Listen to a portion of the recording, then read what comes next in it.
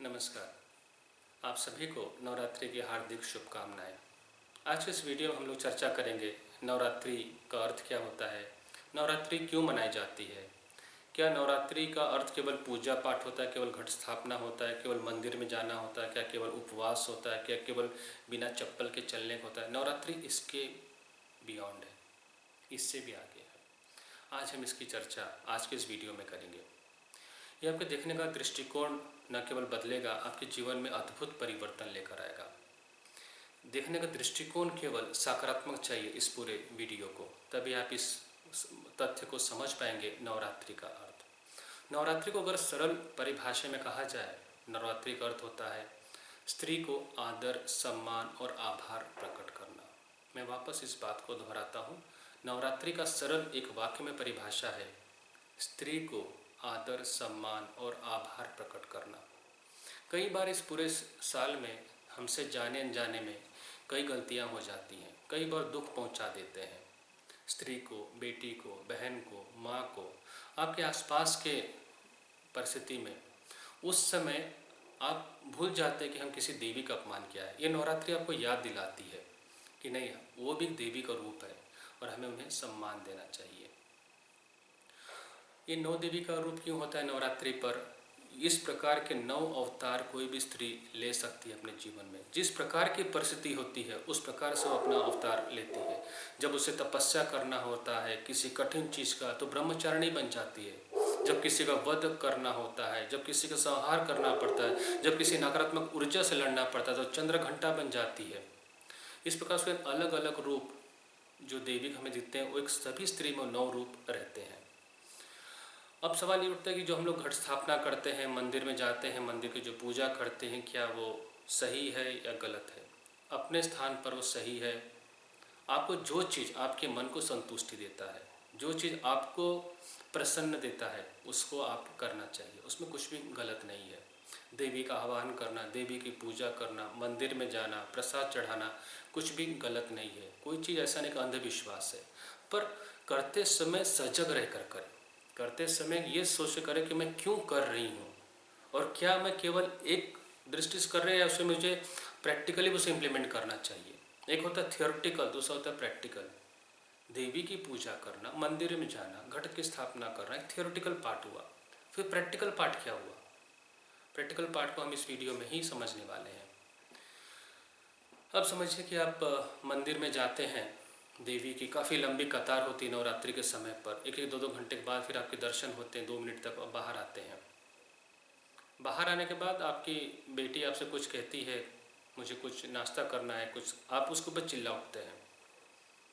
आपकी पत्नी कहती है मेरा स्वास्थ्य अच्छा नहीं है, मेरी तबीयत ठीक नहीं है, मैं घर जाना चाहती हूँ, और आपको उस मेले में घूमने की इच्छा है जहाँ पर आप मंदिर में आए हो, और आप उसे भी चिल्ला देते हो।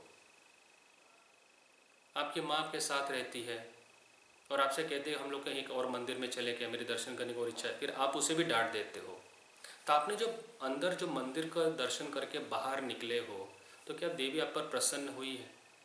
आपने तो बाहर आते ही 3 देवी को तो आपने तकलीफ दिया है, उन्हें आपने दुख दिया है अपने शब्दों से, अपने वाणी से। तो इतना ध्यान में रखिए कि जब आप कोई भी चीज़ कर रहे हैं तो उसका परिणाम कहाँ पे हो रहा है। आप देखेंगे नवरात्रि के समय पे 9 लड़कियों को हम लोग खाना खिलाते हैं अष्टमी के दिन, क्योंकि हम उन्हें देवी का रूप समझते हैं। जब वही लड़की बड़ी हो जाती तब उसे देवी का रूप क्यों नहीं समझा जाता? और जब आप उसे देवी का रूप नहीं समझ रहे, फिर नवरात्रि का मनाने का अर्थ क्या हुआ?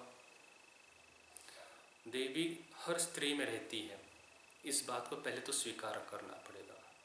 देवी सबसे पहले आपके घर में रहती है, बाद में मंदिर में रहती है। जिस घर में घर की देवी प्रसन्न नहीं, जिस घर में घर की देवी संतुष्ट नहीं, उस व्यक्ति को किसी मूर्ति की पूजा करना या किसी मंदिर में जाने का कोई औचित्य नहीं, उससे कोई भी परिणाम मिलने वाला नहीं है। वो केवल अपना समय व्यर्थ कर रहा है। वो केवल एक औपचारिकताओं को, संस्कार को, जिसे कहते हैं संस्कार, जिसे कहते हैं ट्रेडिशन, जिसे कहते हैं धर्म, उस चीज़ को पालन कर रहा है। उदाहरण के तौर पे आपके विवाह किसी स्त्री से हुआ है और आपके संबंध बाहर हैं, एक्स्ट्रा मैरिटल अफेयर, आप देवी की पूजा नहीं कर सकते। देवी आपसे कभी भी प्रसन्न नहीं हो सकती। आप चाहे 3.5 शक्तिपीठ चले जाएं, 51 शक्तिपीठ चले जाएं, देवी आपसे प्रसन्न नहीं हो सकती। क्योंकि आप एक ईमानदार नहीं, आपके अंदर, आपके जीवन में पारदर्शिता नहीं है, आप सच नहीं बोलते, आप गलत कार्य में फंसे हैं। स्त्री जब देवी है तो एक स्त्री को भी दूसरी स्त्री का सम्मान करना चाहिए। घट स्थापना करके क्या फ़ायदा यदि आपका संबंध आपके सास के साथ ही गलत है। घट स्थापना करने का क्या संबंध अगर बहू का ही संबंध, सास का संबंध ही बहू के साथ खराब है। अगर आप अपने बहू को अपनी बेटी की तरह अगर सम्मान नहीं दे पाती हैं तो ये अलग अलग 9 कलर की साड़ियाँ पहनकर, बिना चप्पल पहनकर, व्रत करके, घट स्थापना करके आप किस देवी का आह्वान कर रही हैं? अब कौन सी देवी आपके पास आएगी? आपके घर में ही आपकी देवी बहू थी, आपके घर में आपकी देवी सास थी, आप तो उसकी निंदा करती हैं। जब आप उसकी निंदा करती हैं, जब उसकी आप चेष्टा करती हैं, जब आप उसे इग्नोर करती हैं, तो घट स्थापना में कभी भी देवी प्रसन्न नहीं हो सकती है। किसी मंदिर में फूल चढ़ावे से कभी भी प्रसन्न नहीं हो सकती है। आपको इस चीज़ को सम्मान देना पड़ेगा कि आपके घर में हर स्त्री एक देवी का रूप है। आते क्या हम इस चीज़ को हम बदल सकते हैं? हाँ, बदल सकते हैं, अपने विचारों से बदल सकते हैं। किस प्रकार के विचार? ऐसा विचार रखिए कि आपको न केवल अपने घर में सम्मान देना, आपके आसपास भी व्यक्तियों के बीच में सम्मान देना है। आसपास के व्यक्ति का मतलब ये होता है आपके ऑफिस में कोई व्यक्ति काम कर रहा है, आपके पड़ोस में कोई व्यक्ति रह रहा है, आपके साथ कोई ट्रेन में सफ़र कर रहा है, आपके साथ कोई बस में सफ़र कर रहा है, आपके साथ कोई राह में है, स्त्री वहाँ पर देवी का रूप है। यदि हमारा देखने का दृष्टिकोण उनके तरफ बदल गया, बातचीत करने का दृष्टिकोण उनके तरफ से बदल गया, सम्मान देने का दृष्टिकोण बदल गया, तो आपको किसी भी व्रत की जरूरत नहीं पड़ेगी, किसी भी मंदिर में जाने की जरूरत नहीं पड़ेगी।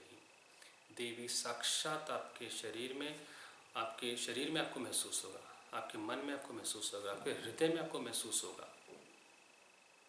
जिस व्यक्ति को देवी का महसूस नहीं, जिसकी ऊर्जा महसूस नहीं हो रही, कहीं ना कहीं वो गलत है, कहीं ना कहीं किसी का दिल दुखाया, किसी से झूठ बोला है, इमोशनली किसी को ब्लैकमेल किया है।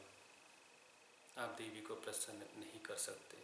कोई नारियल, कोई फूल, कोई प्रसाद देवी को प्रसन्न नहीं कर सकते यदि आपने किसी को भावना से रूप से तोड़ा है, किसी को झूठ बोलकर अगर आपने किसी स्त्री को फंसाया है, चाहे स्त्री को हो, चाहे पुरुष स्त्री को हो, हर प्रकार से।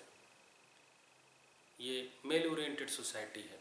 हम इस जगह कहते हैं हम स्त्री का सम्मान करते हैं, हम देवी का सम्मान करते हैं, तो फिर क्यों हमेशा केवल बेटी की अभिलाषा की जाती है इस समाज में कि हमको बेटा ही चाहिए, बेटा ही चाहिए, बेटी क्यों नहीं चाहिए? क्योंकि आप देवी का सम्मान करना हमने कभी सीखा ही नहीं। हमने केवल से मूर्तियों में देखा, हमने केवल से नवरात्रि में देखा। इस 9 दिनों तक ही हम उसे समझते हैं देवी आती है। जब आपके घर में बेटी जन्म लेती है तो देवी का जन्म होता है।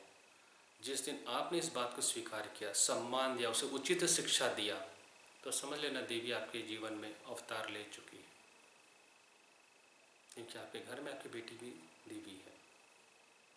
बहन के साथ जब आप सम्मान करते हैं तो केवल आप राखी बंधवाने तक की संबंध मत रखिए, उसके आजीवन उसकी सेवा के लिए, उसके सहकार्य के लिए, उसकी सुरक्षा के लिए आपका कर्तव्य बनता है, चाहे बहन हो चाहे भाई हो, क्योंकि वो बहन भी एक देवी का रूप है।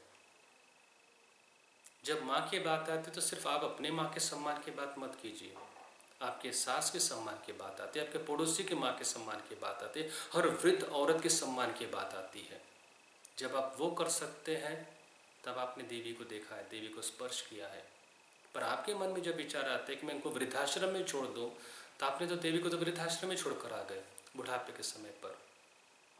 और फिर कहते मैं शक्तिपीठ में गया था, मैं इस मंदिर में गया था, उस मंदिर में गया था, मैंने ये सोना चढ़ाया, मैंने ये मोती चढ़ाया, मैंने ये ओटी भरा, मैंने साड़ी चढ़ाया। कुछ फ़ायदा नहीं, क्योंकि जो देवी आपके घर में थी उसे तो अपने वृद्धाश्रम में छोड़कर आ गए। जब अपने वृद्धाश्रम से छोड़कर आ गए, कहाँ पे देवी रहेगी आपके पास, आपके जीवन में? केवल आप औपचारिकता निभा रहे हैं।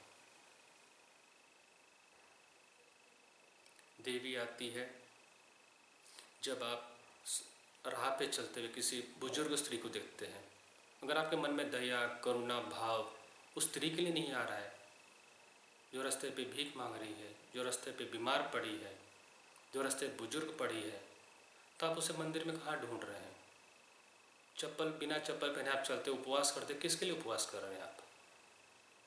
सबको बताने के लिए कि हम नवरात्रि मना रहे हैं। सबको मनाने में देवी की कितनी बड़ी प्रार्थना करता हूँ, और उनके लिए अगर करुणा आ रही है तो क्या कर रहे हैं करुणा से? केवल देख के चाह रहे हैं, केवल उन्हें 2 रुपये डाल रहे हैं?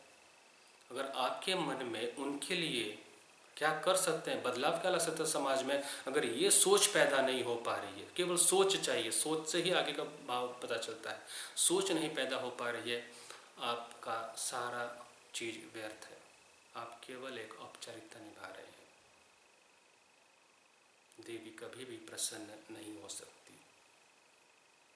देवी केवल मंदिर में नहीं बसती, देवी आपके घर के अंदर, आपके घर के आसपास हर दिन, हर समय, हर क्षण रहती है। उसे केवल महसूस करें, उसे नमन करें, उसे आदर दें, उसे सम्मान दें, उचित सम्मान दें जिसकी योग्य है वो।